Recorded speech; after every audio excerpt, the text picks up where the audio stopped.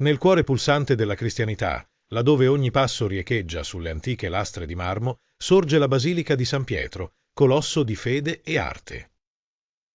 Ed è proprio qui, in un angolo laterale della navata, semicelata come un tesoro gelosamente custodito, che riposa la Pietà.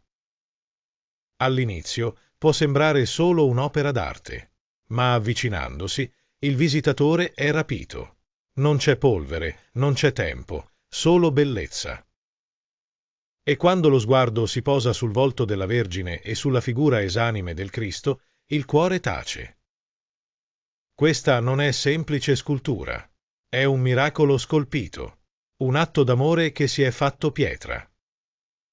È il silenzio che parla, la preghiera che si fa forma, il dolore che diventa pace. Correva l'anno 1498.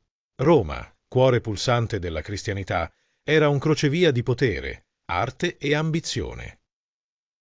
In questo scenario, un giovane scultore fiorentino, appena 23enne, ricevette una commissione che avrebbe cambiato per sempre la storia dell'arte.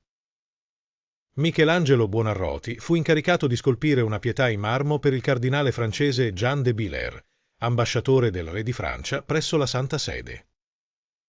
Il contratto fu firmato il 26 agosto 1498.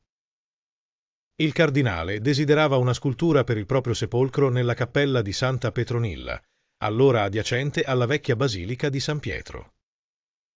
Il soggetto richiesto era chiaro: una Vergine Maria vestita con un Cristo morto nudo in braccio. Michelangelo scelse personalmente il marmo a Carrara, selezionando un blocco di qualità eccezionale. Gli fu dato un anno di tempo per completare l'opera. Siamo nel pieno del Rinascimento, un'epoca in cui l'uomo riscopre l'antico e lo fonde con il divino. Roma, sotto il pontificato di Alessandro VI Borgia, è un centro di mecenatismo e intrighi. Le arti sono al servizio della fede, ma anche del prestigio personale. Michelangelo era già noto per il suo talento precoce, ma questa fu la sua prima grande commissione a Roma. Il Rinascimento romano era dominato da una competizione feroce tra artisti, e la Pietà fu l'occasione per Michelangelo di affermarsi come genio assoluto.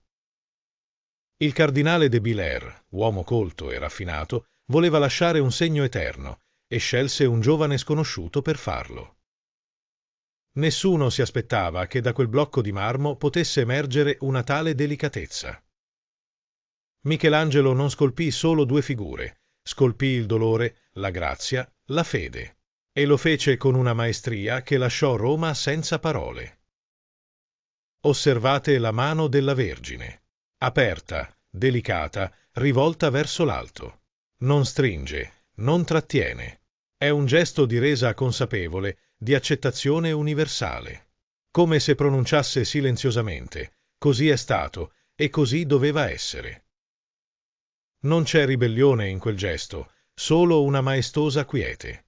È la mano di chi ha compreso l'ineluttabile e lo abbraccia con dignità divina. Ora solleviamo lo sguardo verso il volto di Maria. Giovane, inaspettatamente giovane.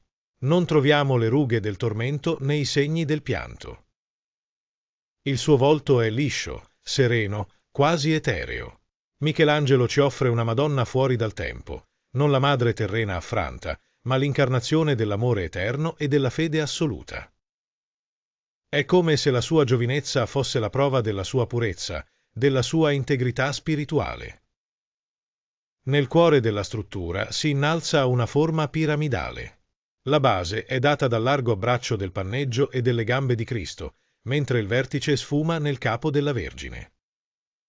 Questa geometria, tipica del Rinascimento, conferisce un senso di solidità e stabilità. Ogni elemento della scultura sembra orbitare attorno a quell'asse invisibile di equilibrio, come se il dolore stesso fosse ingabbiato da una perfezione formale. Contrasto tra giovinezza e morte, simbolismo e mistero. Maria è giovane, Cristo è esanime. Questo contrasto non è un errore, è un messaggio. L'eterna purezza della madre, immutabile nel tempo, si confronta con la caducità del figlio incarnato. La vita e la morte, la bellezza e il sacrificio si intrecciano nella pietra. Michelangelo non ci dà risposte, ci offre un enigma carico di significati. Il panneggio, inciso con tale finezza che pare tessuto vero, scivola in pieghe naturali che guidano lo sguardo. La pelle di Cristo, liscia e levigata, sembra ancora tiepida sotto la luce. Le vene, i muscoli, le mani abbandonate, tutto è reso con una precisione anatomica impressionante. Eppure, la perfezione tecnica non è mai fine a se stessa, ogni dettaglio è al servizio dell'emozione. 21 maggio 1972, giorno di Pentecoste. Nella quiete solenne della Basilica di San Pietro, tra il mormorio dei visitatori e il riverbero della luce sulle navate, accadde l'impensabile. Un uomo, Laszlo Toth, geologo australiano di origini ungheresi, scavalcò la balaustra che proteggeva la pietà di Michelangelo e la colpì con un martello da geologo. 15 volte. Al grido delirante, Cristo è risorto. Io sono il Cristo. Delle conseguenze di questo evento ne parleremo in un altro video.